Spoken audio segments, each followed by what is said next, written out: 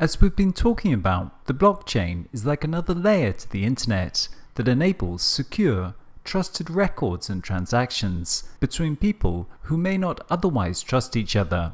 The trust is in the technology, computer code and mathematics, rather than people and centralized institutions. In this respect, people sometimes talk about the blockchain as a trust machine in its capacity to enable a network where trust is created by design. It's built into the system automatically.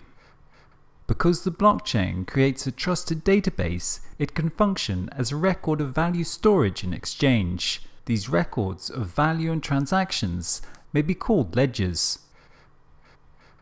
Since ancient times, ledgers have formed the backbone to our economies, to record contracts and payments for the buying and selling of goods or the exchange of assets like property. These ledgers started out as records in stone, clay tablets and papyrus, and later paper as they evolved into the ledger books supporting modern accounting. These ledgers enabled the formation of currencies, trade, lending, and the evolution of banking. Over the last couple of decades, though, these records have moved into the digital realm, as whole rooms of people working to maintain accounts have been replaced by digital computers, which have made possible the complex global economic system we live in. Today, this record-keeping system is once again being revolutionized, as these ledgers are shifting to a global network of computers, which is cryptographically secured, fast and decentralized, what we call distributed ledger or distributed ledger technology, DLT for short. A distributed ledger can be described as a ledger of any transactions or records supported by a decentralized network from across different locations and people, eliminating the need of a centralized authority. All the information on the ledger is securely and accurately stored using cryptography and can be accessed using keys and cryptographic signatures. Any changes or additions made to the ledger are reflected and copied to all participants in a matter of seconds or minutes. The participants at each node of the network can access the recordings shared across the network and can own an identical copy of it. At the same time, these networks make constantly available for examination a full audit trail of information history, which can be traced back to the moment when a piece of information was created, and every participant in the network can get simultaneous access to a common view of the information. These ledgers can be used for the recording, tracking, monitoring, and transacting of all forms of assets. All asset registries, inventories, and exchanges, including every area of economics, finance and currencies, physical assets such as cars and houses, and intangible assets such as votes, ideas, health data, reputation, etc. In this case, the blockchain can serve as a public record repository for whole societies, including the registration of all documents, events, identity, and assets. In this system, all property could become smart property. This is the notion of encoding every asset to the blockchain with a unique identifier such that the asset can be tracked, controlled, and exchanged on the blockchain. For example, distributed ledgers could be used to replace or supplement all existing intellectual property management systems, as they can register the exact content of any digital asset, such as a file, image, health record, or code, to the ledger and give it a unique identifier in the form of the hash values that we discussed earlier. There are two main classes of distributed ledger: public ledgers and permission ledgers. The former type is maintained by public nodes and is accessible to anyone. Bitcoin is a well-known example of a public blockchain where anyone can read the chain, anyone can make legitimate changes, and anyone can write a new block into the chain. Ripple is an example of a permission blockchain, where the creators of the network determine who may act as transaction validators on that network. Distributed ledger platforms in each category have their own unique features. Some are designed for specific types of application, and others for more general use.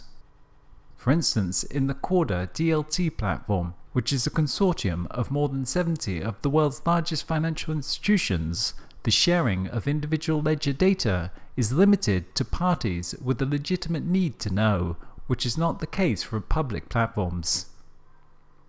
DLT technology can have a powerful disintermediation effect, as data can be put directly onto the shared database by the nodes in the network. There is no longer need for a centralized organization to provide this service. A developer can create a DLT on a blockchain and use public-private key cryptography to give people secure storage space on that ledger, allowing people to own their own data, which creates a very different scenario to the world we live in today. Currently, centralized organizations like Google and Facebook suck up all of the little bits of data we leave behind us and use it to serve us customized advertisements from which they create their revenue. This results in a huge power imbalance within society, where centralized organizations, armed with teams of mathematicians and computer scientists, use mountains of data to influence people's behavior towards purchasing the products of their advertisers.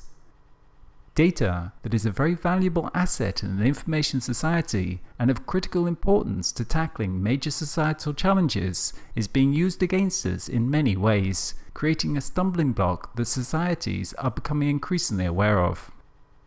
In a world of distributed ledgers, people have their own little databases on the blockchain and can own their own data, giving it to organizations to use when and where needed, fundamentally reversing the current dynamic and truly empowering individuals.